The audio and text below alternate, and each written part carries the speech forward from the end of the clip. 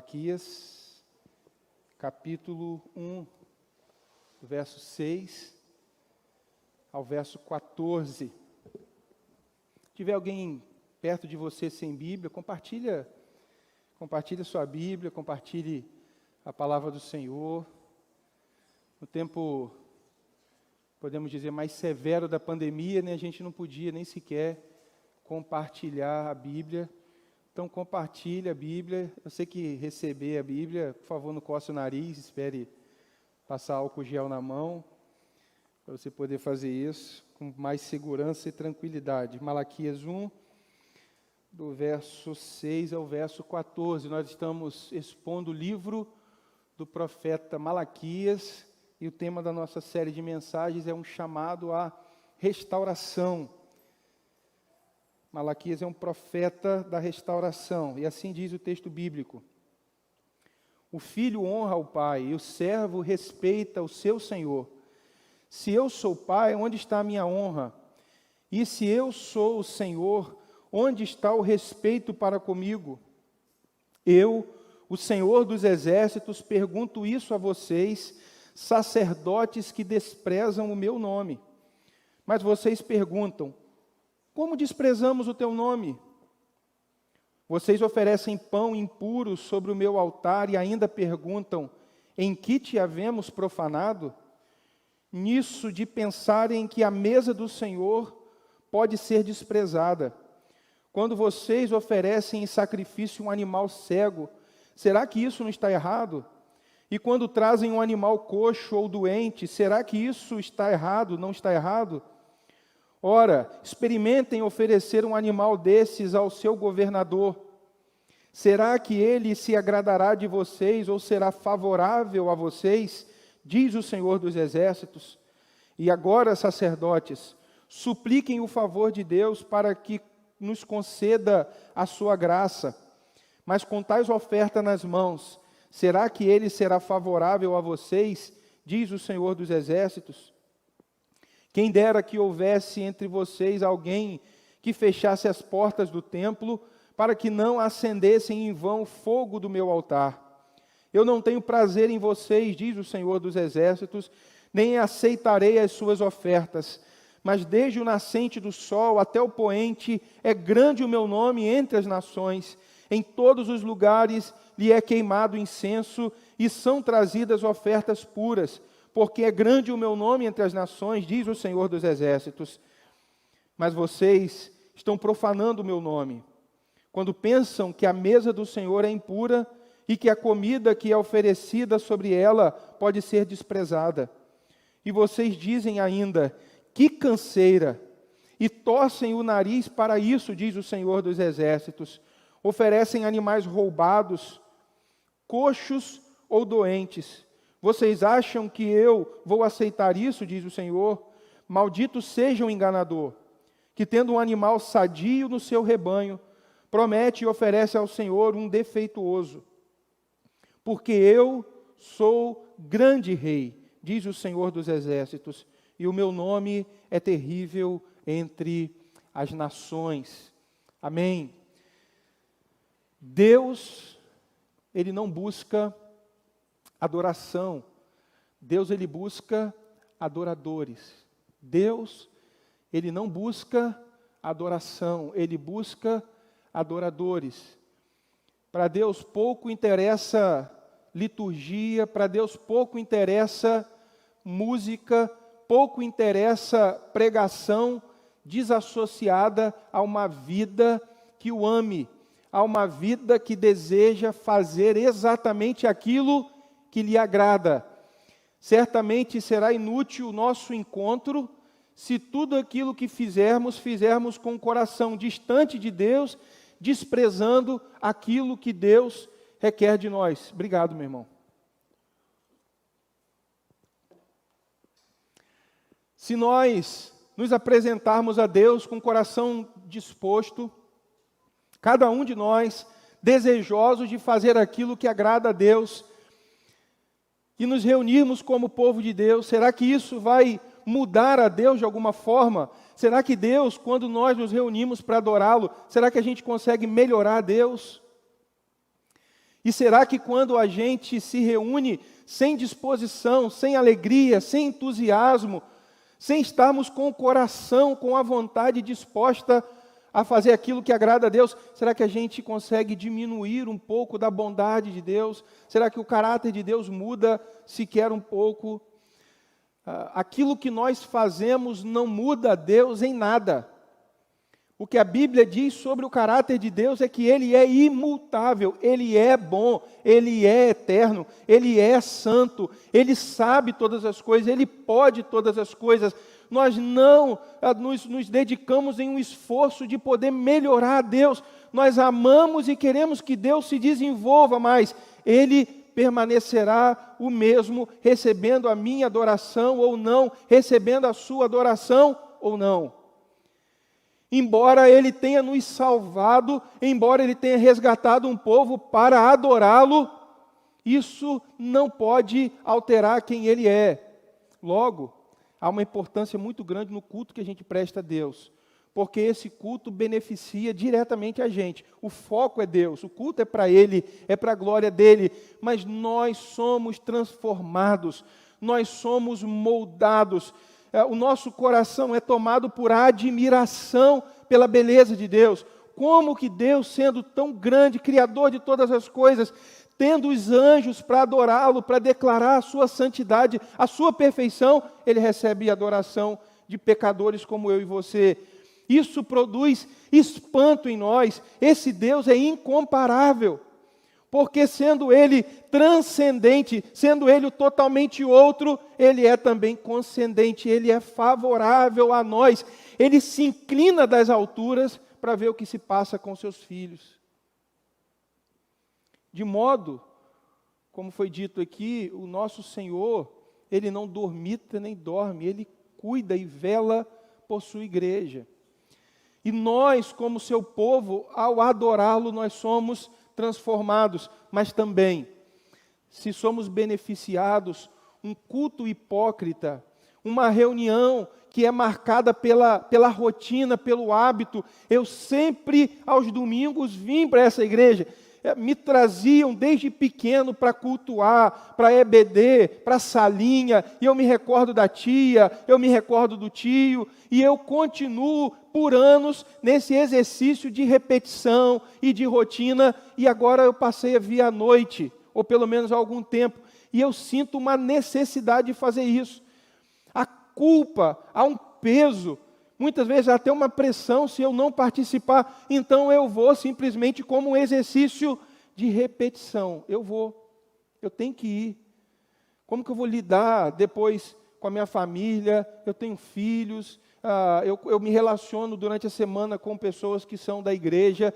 Queridos, Deus, Ele tem por propósito nos restaurar. E o capítulo 1 de Malaquias, não existe capítulo 6, só vai ter o capítulo 4, então se eu disser capítulo 6, lembre que é o versículo 6. O capítulo 1, que vai do verso 6 ao verso 14, é um chamado à restauração do culto. Deus está chamando o seu povo a adorá-lo como Ele quer. Por mais que a gente fale em excelência, excelência é fazer o melhor com o que a gente tem. Então, você pode não ter o melhor fogareiro e ali preparar a melhor comida possível. Isso é excelência. Você não tem o melhor carro, mas você proporciona à sua família a melhor viagem possível. Então você limpa o carro, você cuida daquilo que você pode oferecer de melhor. Mas para Deus não basta simplesmente a boa intenção. O culto que o agrada é o culto prescrito. Ou seja, aquele que ama a Deus, obedece a Deus. Aquele que quer adorar a Deus, precisa fazer isso como Deus determina. Nós não podemos nos reunir para presentear a Deus com aquilo que Deus não pediu. Seria o mesmo da gente dizer para Deus assim, olha, eu tenho algo para te oferecer melhor do que aquilo que o Senhor está exigindo de mim, está requerendo de mim e do seu povo. Então, como que Deus, diante de um povo que é descrito no próprio livro de Malaquias, um povo que havia desprezado Deus como Pai, que havia desrespeitado Deus como Senhor, como Deus restaura nesse tempo o culto. E aí serve para nós, para nos restaurar. Se nós de alguma forma caímos na rotina ou na hipocrisia de uma vida onde a gente gosta de formas, de liturgias, de apresentações, mas a gente despreza uma vida de obediência a Deus. Como Deus restaura o culto verdadeiro a Ele. Eu quero convidar você a olhar para a sua Bíblia, para que a gente encontre de Deus, o Deus que fala ao seu povo, uma resposta, uma orientação sobre como Ele restaura o culto. Deus, Ele deixa claro que a restauração do culto passa pela restauração da liderança. O livro do profeta Malaquias, numa visão geral, ele começa tratando com os sacerdotes e em seguida ele vai lidando com o povo. Ele identifica os pecados da liderança e os pecados dos liderados. E ele, como um pai, como Deus amoroso, porque se Ele fala, se Ele se dirige com a esperança de restauração. Malaquias é considerado o último profeta da restauração. O profeta que chama o povo, é o último profeta do Antigo Testamento, que chama o povo ao conserto, que chama o povo a reparar a vida diante de Deus. E ele começa restaurando a liderança. Olha o que diz o verso 6, o filho honra o pai e o servo respeita o seu senhor. Se eu sou o pai, onde está a minha honra? E se eu sou o Senhor, onde está o respeito para comigo? Eu sou o Senhor dos exércitos. Pergunto isso a vocês, sacerdotes, que desprezam o meu nome, mas vocês perguntam, como desprezamos o teu nome? Deus primeiro chama a atenção da liderança. Deus chama a atenção dos sacerdotes e diz, eu sou Pai e sou o Senhor.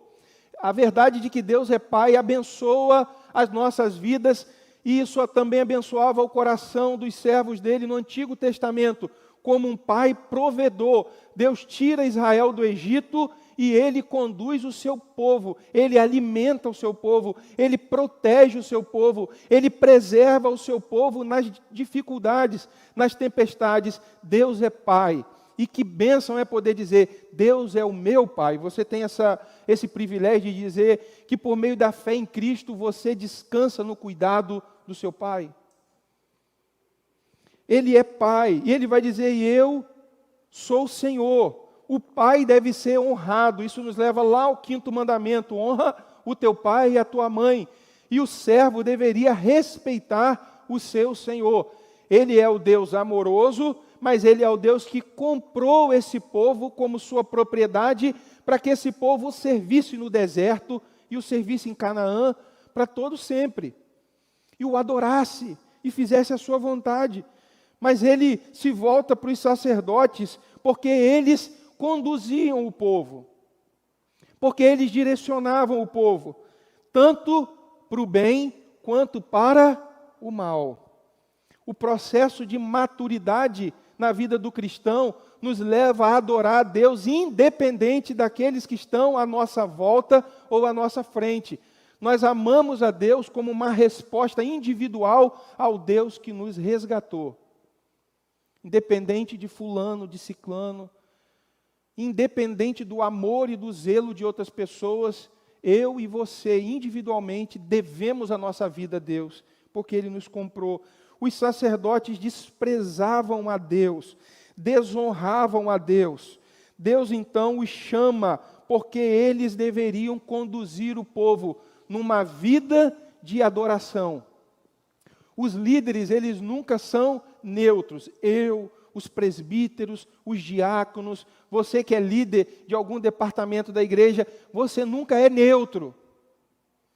Porque hoje não há como fazer um paralelo, a não ser aplicar a toda a igreja o que é dito a Malaquias, porque hoje todos nós somos sacerdotes do Senhor. Nós somos uma nação de sacerdotes, todos nós temos acesso a Deus. Não há mais um representante humano. Cristo é quem nos representa, o sumo sacerdote, à direita do Pai. Mas aqui é um paralelo com a liderança. A liderança, ou ela conduz o povo à adoração, ou conduz o povo à apostasia. Uma liderança sem visão de reino, sem vida de oração, sem entusiasmo no trabalho, sem disposição em honrar a Deus sobre todas as coisas, conduzirá um povo sem visão, sem entusiasmo e sem disposição a obedecer a Deus. Tal a liderança, tal o povo. Porque geralmente os pecados dos mestres, já dizia Spurgeon, é mestre dos pecados. Se a nossa vida serve a ser imitada pelos discípulos, quando ela não é uma vida de adoração verdadeira, ela é também impulsionadora, podemos dizer assim, a uma vida de desprezo ao Deus a quem nós desprezamos. A apostasia começa na liderança. A frieza espiritual geralmente começa na liderança. E aquilo que Malaquias trata é com aqueles que estão à frente do povo, aqueles que eram considerados pastores de Israel, aqueles que tinham uma boa teologia, onde Deus diz: eu sou Pai, sou Senhor, e vocês creem nisso. O entendimento era correto, mas havia uma separação entre a verdade crida e a vida vivida, entre aquilo que era professado e aquilo que era experimentado na prática. Havia essa distância.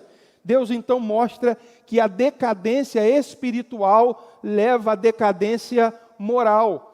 A maneira como os líderes estavam vivendo, a sua frieza de coração, a sua frieza no trato com Deus, levava a uma frieza moral. Quando nós decaímos no nosso propósito de amar a Deus, a imoralidade se torna algo crescente na vida. Ou seja, quem não mentia começa a mentir.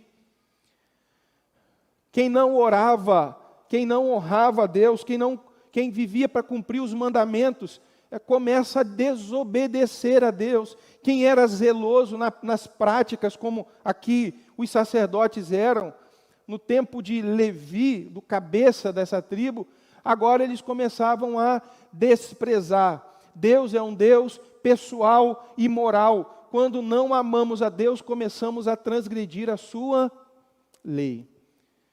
E assim o povo começa indo de mal a pior. Então Deus restaura primeiro a sua liderança.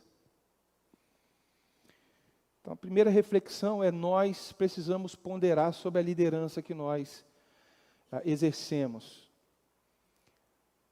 Se é uma liderança autêntica, piedosa, se é uma liderança que ama a Deus, se é uma liderança que está mais disposta a fazer o que Deus ordena do que aquilo que os homens impõem. A gente precisa se voltar para Deus, porque a nossa vida influencia diretamente na espiritualidade da igreja, sem contar na espiritualidade da família, do nosso lar. A restauração era necessária porque os líderes eles precisavam discernir os seus pecados. Quando a gente lê o verso 7, Deus está dizendo: eu sou pai e não sou honrado, eu sou Senhor e não sou respeitado. E eles começam a dizer: Senhor, em que nós te desprezamos? Havia uma cegueira espiritual. Eles começaram a pecar, eles começaram a desprezar Deus na sua vida, eles colocaram Deus em escanteio e não enxergavam mais os seus próprios pecados. Senhor, o Senhor está enganado. Não sou eu não estou vivendo assim, Senhor. Hernandes Dias Lopes vai dizer, o pastor Hernandes Dias Lopes tem intimidade, né? É o pastor. Ele vai dizer que aqui os sacerdotes começavam a racionalizar o pecado. Nós não, Senhor. Geralmente, os líderes de Israel voltavam os olhos para outras nações. Não, outras igrejas, Senhor, estão fazendo isso. Senhor, outros pastores. Senhor, outros líderes. Outros mestres da Bíblia. Eu não, Senhor. Outras pessoas. Nós que lideramos e que convivemos na prática da leitura da Bíblia, corremos o risco de nos tornarmos pessoas de difícil discernimento para os seus próprios erros. Outro dia, um irmão, um servo de Deus, ele foi me visitar, e naquela visita, foi visitar minha família, ele abre a Bíblia e vai ler, e a gente observa que a pessoa ela fica sem graça, porque ela pensa assim, e nesse caso a pessoa falou: pastor, é até difícil pregar para o senhor, porque o senhor lê a Bíblia, né? Já é pastor e fez seminário e tudo. E a minha palavra na hora foi: nada disso. Nada disso, nós somos pecadores, eu sou pecador, eu preciso da palavra de Deus, eu preciso constantemente ser mudado pelo Senhor. O salmista, no Salmo 19, verso 12 e 13, ele nos ensina a orar assim: quem há que possa discernir as suas próprias faltas? Absolve-me das que me são ocultas. Também da soberba guarda o teu servo, que ela não me domine, então serei irrepreensível e ficarei livre de grande transgressão. A oração do salmista é: há faltas que eu não percebo, há pecados que eu não percebo. Deus, me perdoa dessas falhas, mas me livra da soberba, porque a soberba não permite que a gente seja ensinável. Como é difícil quando a gente chama a correção e a pessoa diz: não foi eu não, foi outro. Pastor, o senhor está errado. Não estou não. E muitas vezes há uma racionalização. Deus chama os sacerdotes a reconhecerem os seus erros, faz a acusação e os chama à correção, ao arrependimento, mas eles estavam com os olhos fechados. Não estavam enxergando sua própria culpa, seu próprio pecado. De que Deus ele vai corrigir? O sacerdote, pensa nesse movimento de baixo para cima. Eles tinham a tarefa de representar o povo. Então, todos os dias havia uma escala e os sacerdotes apresentavam sacrifícios de animais e sacrifícios de cereais. E Deus, no livro do livro de Levi, não há profeta, no livro de Levi, acabei de pregar na congregação, então a cabeça fica meio... Se eu chamar os irmãos de pensamento, então entenda que são os irmãos do Joque. Levi, por intermédio de Moisés, havia dito como o sacrifício deveria ser feito. Todo dia era necessário haver o pão da propiciação, aquele pão que simbolizava a provisão de Deus, o alimento de Deus, o sustento de Deus ao seu povo. E eles começaram a preparar aquele pão de forma irresponsável, e Deus vai descrever aquele pão como um pão imundo, diferente de como Deus havia ordenado que fosse feito e consagrado a Deus. E os animais haviam sido ordenados por Deus a serem ofertados animais machos e sem manchas. Por que macho? Porque o animal macho, o procriador, é o animal mais valioso, é o animal mais precioso. E quando Deus ordena a oferta das primícias, Ele ordena os primeiros frutos, porque eles são os melhores, eles são os frutos mais bonitos, eles são os frutos mais valiosos. Aqueles que estão acostumados à vida no campo sabem que quando há uma safra, quando há uma colheita, os primeiros frutos geralmente são os maiores, os mais suculentos, os mais valorizados no mercado. Então, qual é a tentação de um coração que despreza Deus? Quando ele vai ofertar um animal, o texto vai dizer isso no verso de número 7, no verso de número 8, no verso de número 13 e 14, que o povo então começou a ofertar a Deus pão imundo, animal coxo, animal doente e animal roubado. Era para ser ofertado o macho, mas o indivíduo ele pensa assim: macho não, macho é muito caro, eu vou ofertar uma fêmea. Não era por ser macho e fêmea, é porque Deus quer ser reconhecido como o Senhor dos exércitos, como Deus grandioso, como Pai, como grande Rei, como Senhor. E Ele exige o melhor, e não adianta que eles pegassem uma fêmea cevada, bonita, separada, porque Deus ia dizer: eu não me agrado disso. Não basta a boa vontade. O que Deus espera daqueles que o amam é a obediência. É a obediência. A frase que nós conhecemos é que de boa intenção o inferno está cheio. O povo então prossegue. Tinha um macho, mas o macho ele era coxo, ele caiu, ele quebrou a pata. Era um animal difícil de se pastorear. Então, quando você fosse conduzir o rebanho, o animal coxo era mais trabalhoso, o pastor teria que levar no colo. Então, não vai ser fácil de pastorear, não é um animal valorizado no mercado. O que a gente vai fazer com ele? Oferta para Deus. O animal roubado aqui é o animal dilacerado. Algumas versões podem estar o animal dilacerado. O que Deus está falando ao seu povo é: o lobo vai no meio do rebanho e o lobo ele rouba um animal e ele então dilacera o animal.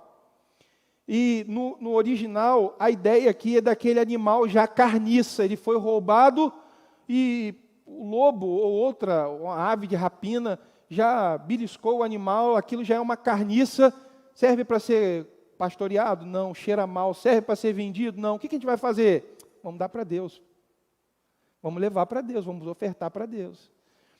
Então Deus, ele identifica a disposição tanto do povo que levava e dos sacerdotes corrompidos que não dizia: basta, está errado, está errado. Há uma dificuldade nossa, até mesmo por causa da psicologia dos nossos dias. Há uma fragilidade emocional muito grande em dizer: não está certo. Deus não se agrada disso. Deus não tem prazer nisso. Deus não está nesse negócio. Chega ao ponto de Deus dizer assim: olha, que alguém tenha coragem de fechar as portas do templo de Jerusalém, porque o que os sacerdotes estão oferecendo é inútil. Eu não pedi isso e eu não me agrado disso. Isso é um teatro, isso é falso, não é um culto verdadeiro. Então o Deus de amor é o Deus que corrige o coração do seu povo, a começar pela liderança, a um culto verdadeiro. Então, tantos pais, nós que vivemos o desafio de criar filhos, e nós que somos líderes na igreja, seja qual for o alcance da nossa liderança, seja um grupo de 3 pessoas, até o pastorado da igreja, o não faz parte da vida da igreja. E nós não podemos ter medo de dizer: está errado. Não. Os sacerdotes, eles estão ouvindo a chamada da voz mais importante. Louvado seja Deus, porque Ele fala ao seu povo. É o Deus que interage, é o Deus que intervém, é o Deus que vem ao encontro, que traz uma palavra pesada, porque Ele ama o seu povo. Com Sodoma e Gomorra, Ele não advertiu o povo, Ele não chamou o povo ao arrependimento naquele momento final. Ele trouxe o justo juízo sobre os ímpios. O cálice da ira de Deus transbordou. Deus havia enviado profetas e homens de Deus, mas eles não quiseram ouvir. O juízo, ele começa na casa de Deus, diz Pedro. Deus começa corrigindo a liderança da igreja. Deus começa ali corrigindo aqueles que estão à frente. Porque é a gente que conduz o culto. Porque é a gente que conduz a adoração. Ninguém adora no lugar de ninguém. Mas nós que precisamos conduzir o povo, direcionar, dizer como aqueles que foram instruídos a ensinar o que Deus espera do seu povo. Deus continua tratando com o seu povo, verso 8 e verso 9. Peço você acompanhar na Bíblia, na sua própria Bíblia. Quando vocês oferecem em sacrifício um animal cego, será que isso não está errado? Deus arrazoando. Pensa em algo maravilhoso, irmãos. Isso daqui é graça. Deus falar, Deus conversar com o povo, chamar o povo a entender. Olha, avalie, pense nisso. E quando trazem um animal coxo ou doente, será que isso não está errado? Ora, experimentem oferecer um animal desses a seu governador. Será que ele se agradará de vocês ou será favorável a vocês, diz o Senhor dos Exércitos, verso 9, e agora, sacerdotes, supliquem o favor de Deus, para que nos conceda a sua graça, mas com tais ofertas nas mãos, será que Ele será favorável a vocês, diz o Senhor dos Exércitos? Deus está tratando o princípio da honra. Deus espera ser honrado mais do que todas as outras pessoas, mais do que a qualquer ser. E aí Deus faz chama uma reflexão muito natural. Você tem o privilégio, por alguma razão, de ter uma audiência com o governador. Israel ainda estava subjugada pelo reino da Pérsia. Babilônia caiu, os persas estavam governando, eles tinham o templo, tinham os sacerdotes, mas ainda eram um povo subjugado, não era um estado restaurado. E nesse tempo, eles tinham um governante. E aí era comum os sacerdotes terem audiências com os governantes, para dizer aquilo que eles necessitavam sobre a vida, questionassem algumas questões, e é normal, quando alguém tem um encontro com um grande líder, pensar assim, eu vou honrá-lo, vou presenteá-lo. E aí o que Deus diz? Olha, o que é normal quando você vai comparecer diante do governador? Pensa, você tem uma audiência com o prefeito da cidade, e aí você vai levar um presente. Você comprou um frango no domingo, e aí você marcou com o prefeito na sexta-feira da próxima semana. O pessoal da sua casa tirou uma coxa, tiraram a sobrecoxa, e aí você diz assim, eu vou levar esse frango para ele de presente. Vou colocar aqui no isopor e vou levar. O frango já com aquelas coisinhas brancas já, né? O urubu já rodeando sua casa, já voando em cima. Você leva um negócio desse? Você tem um encontro com o prefeito, você leva uma carniça? Você tem coragem de levar um negócio desse? Você tem oportunidade de ter um encontro com a autoridade, com o juiz? Você leva um sapato furado? Você leva uma meia com furão lá no lado do dedão? Você não leva. Você procura comprar um presentinho. Pode até não ser caro, mas você procura honrar. Deus está dizendo que muitas vezes o nosso culto, ele acaba declinando espiritualmente, moralmente, porque nós queremos na nossa vida honrar mais pessoas do que a Deus.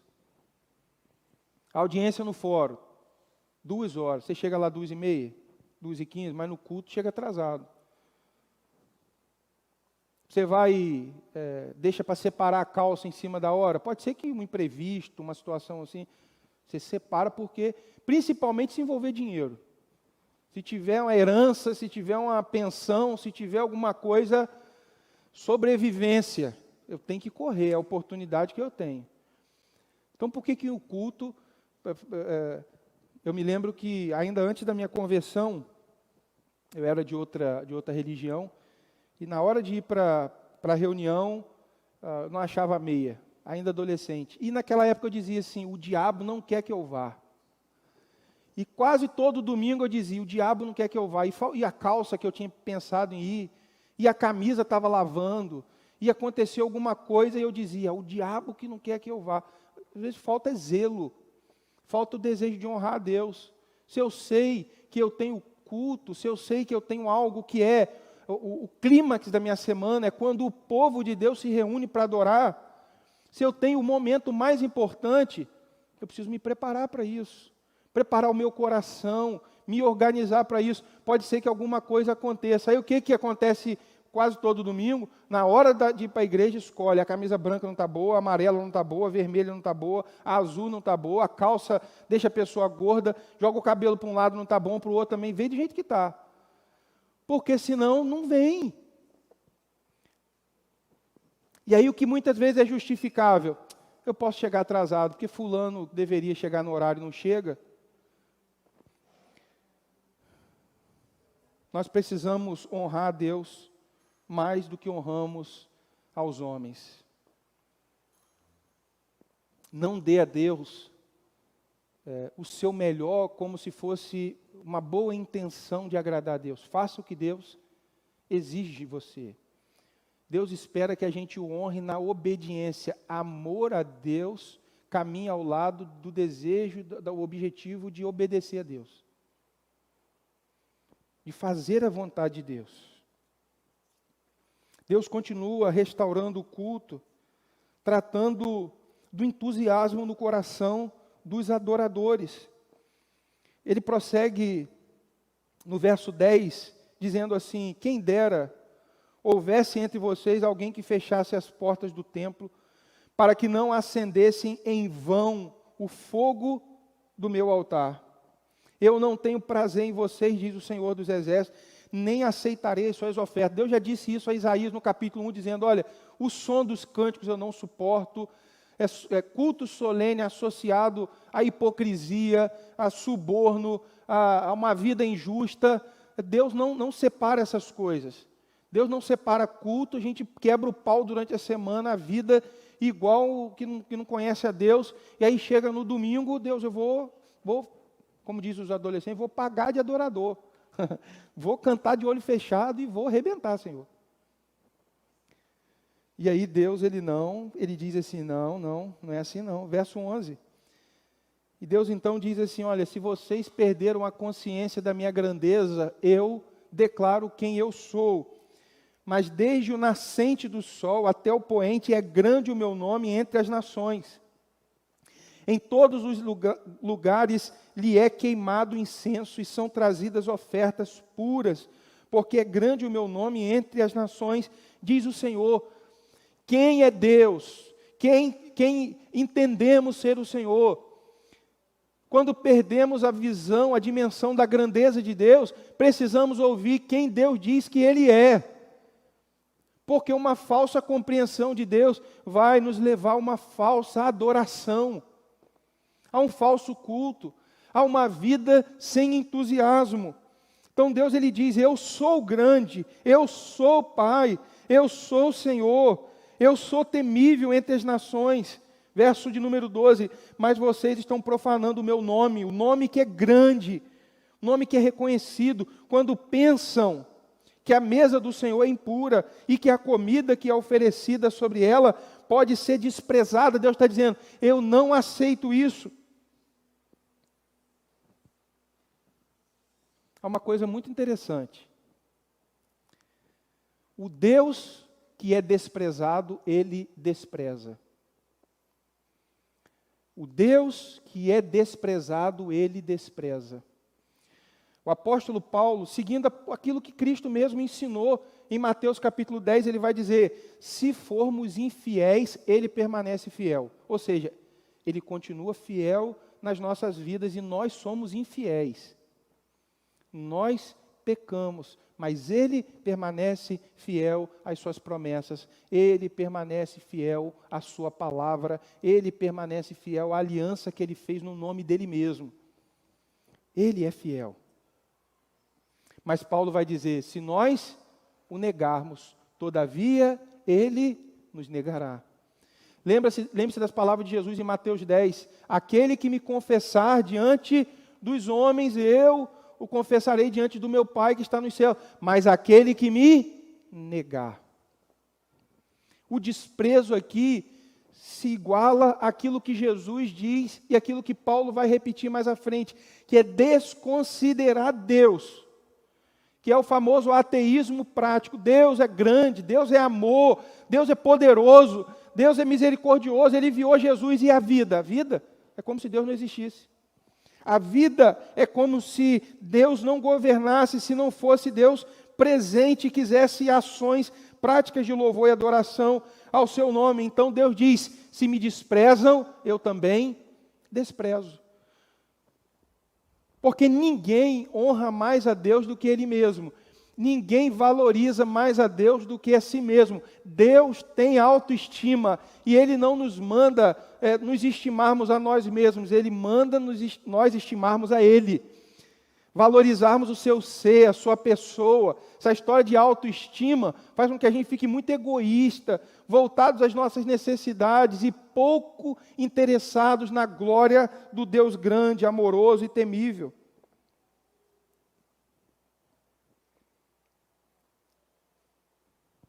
Verso 13, e vocês dizem ainda, que canseira!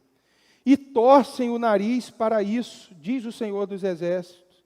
Oferecem animais roubados, coxos ou doentes. Vocês acham que eu vou aceitar isso? Diz o Senhor.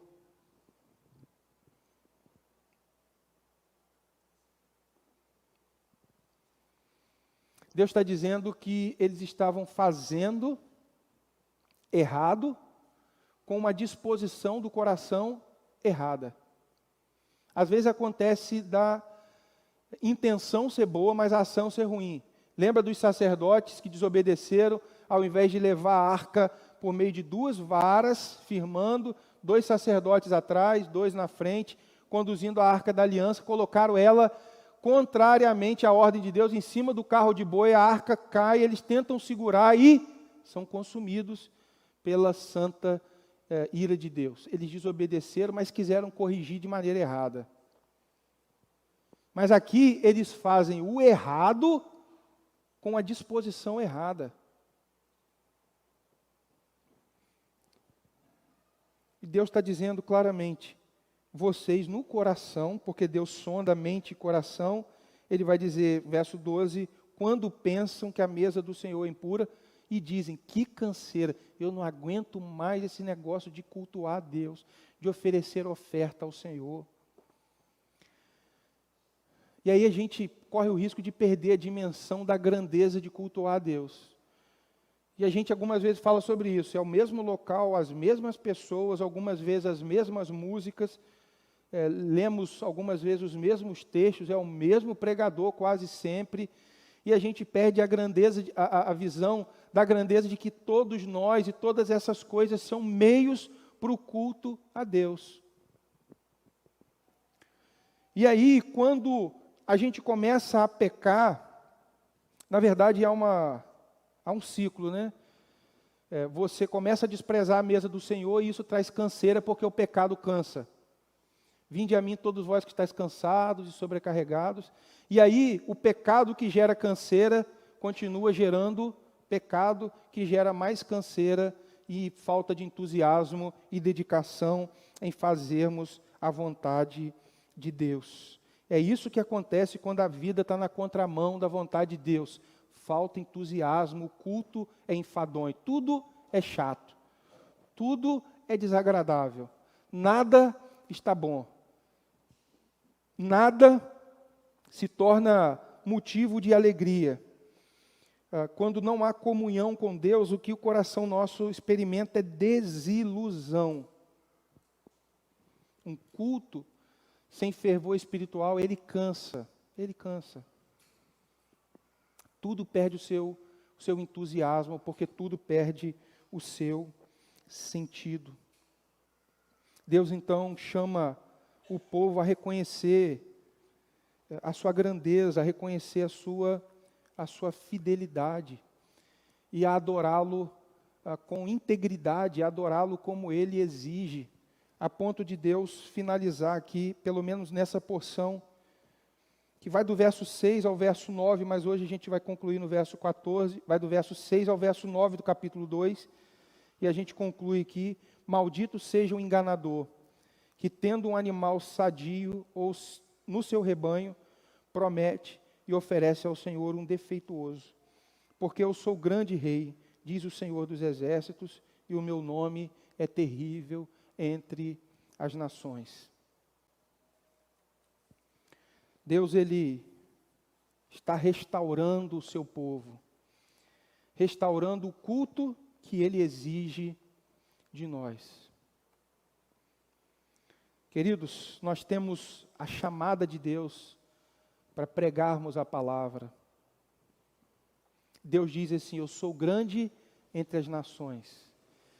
Missões, evangelização só existe porque não há adoração.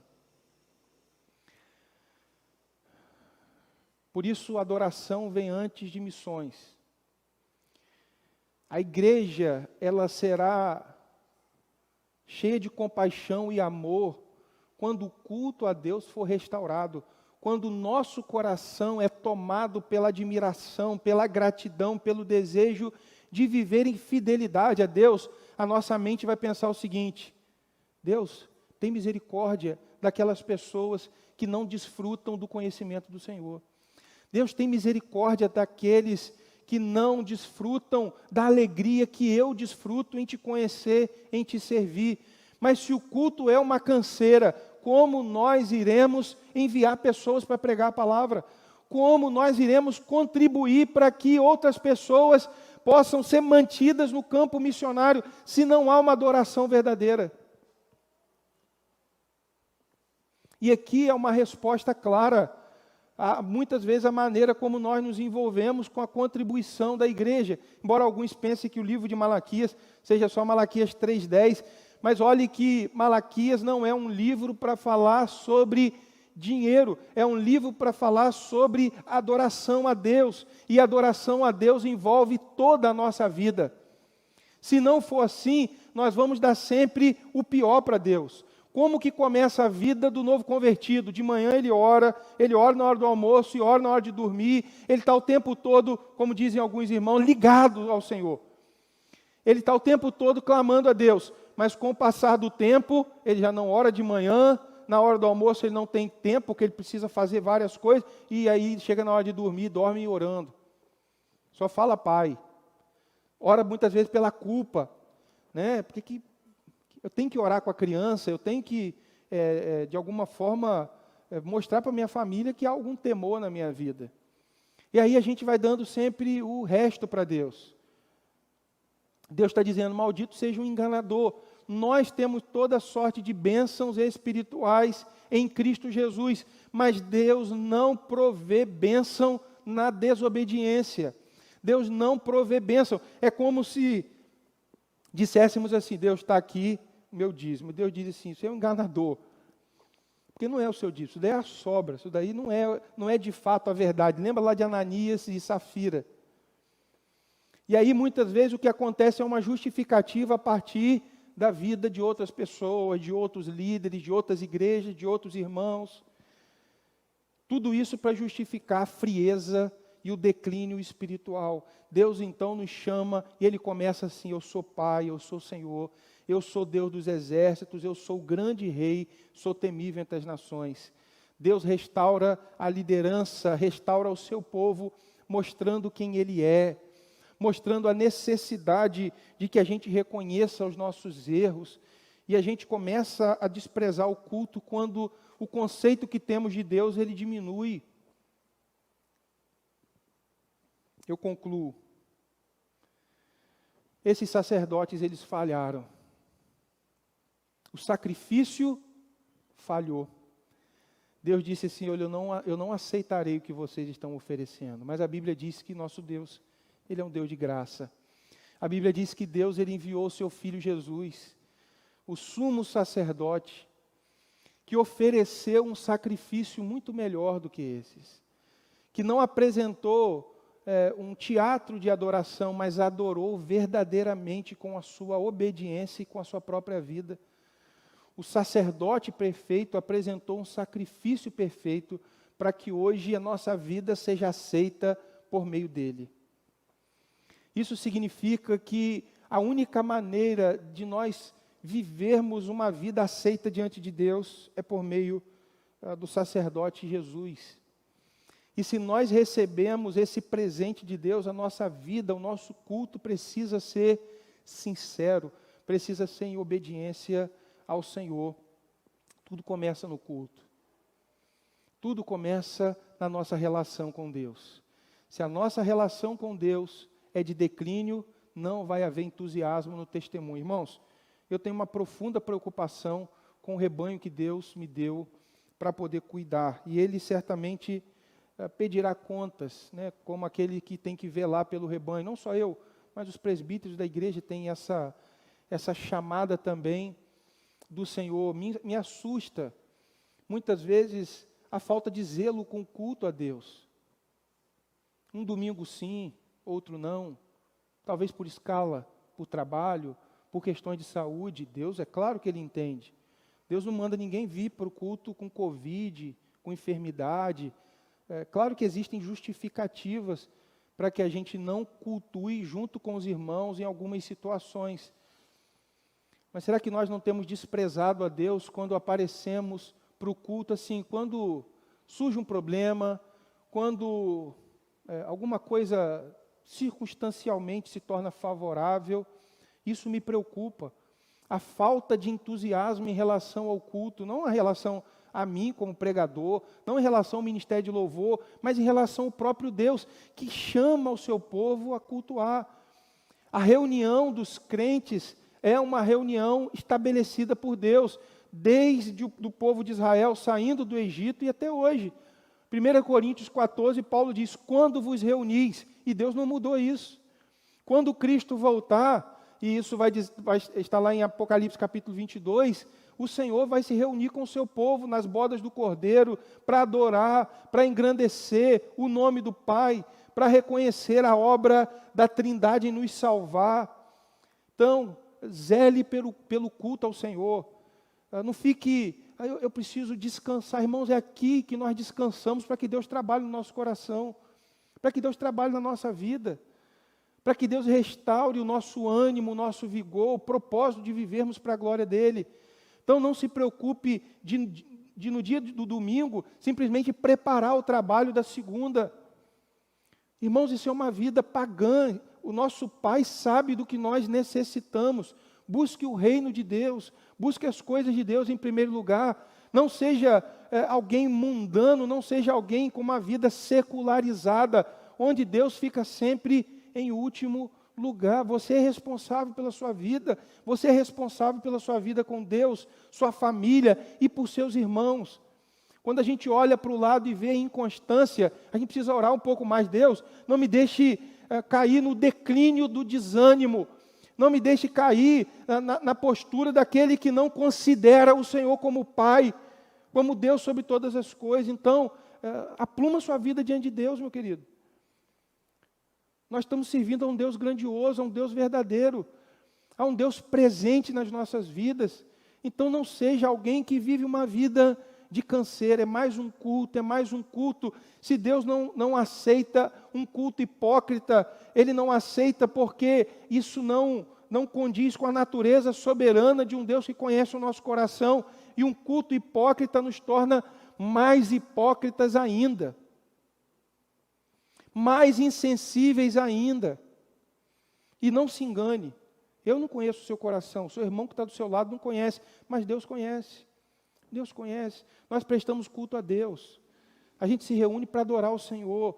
Precisa ser em espírito e em verdade. Deus não procura um encontro teatral. A gente procura fazer as coisas de Deus com beleza, né? Precisa ter beleza, a música ter beleza, a pregação, ela não precisa ser algo de forma desagradável. Pode haver beleza na maneira de se fazer a liturgia, de se receber, todas essas coisas, mas nós fazemos isso para a glória de Deus. Precisa ser com o coração em Deus e conforme Deus requer de nós, a graça no Senhor, e Ele nos perdoa se nos arrependermos e nos voltarmos para Ele dispostos a abandonar o pecado. Vamos colocar de pé, vamos orar ao Senhor, vamos falar com o nosso Deus.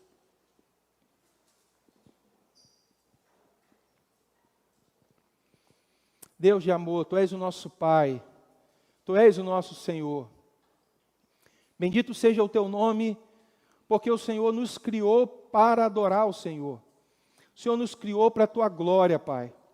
O Senhor nos criou para que reconhecêssemos a beleza do Teu poder, para que reconhecêssemos, ó Deus, o Teu cuidado paterno, para que reconhecêssemos o Teu livramento, a Tua libertação, Senhor. E hoje, de forma especial, para que possamos reconhecer Cristo como a expressão maior do Teu amor, ao providenciar um sacerdote, um representante perfeito, ao providenciar uma oferta perfeita. Nós louvamos o Teu nome por Cristo Jesus, e é por causa de Cristo que nós engrandecemos o Teu nome. E é a Cristo que nós entregamos a nossa vida como uma resposta viva, como um sacrifício vivo de louvor e adoração ao Teu nome. Como Teu povo, ó Deus, um reino de sacerdotes, Nós temos acesso ao teu trono de graça e entramos confiadamente para encontrar no Senhor, da parte do Senhor, graça, favor, em ocasião oportuna. E hoje é a ocasião oportuna, Pai. Nós temos acesso ao teu trono de graça e nós não precisamos viver uma vida de canseira, uma vida de enfado, uma vida de desobediência ao Senhor, uma vida de culto repetitivo, sem entusiasmo, ó Deus.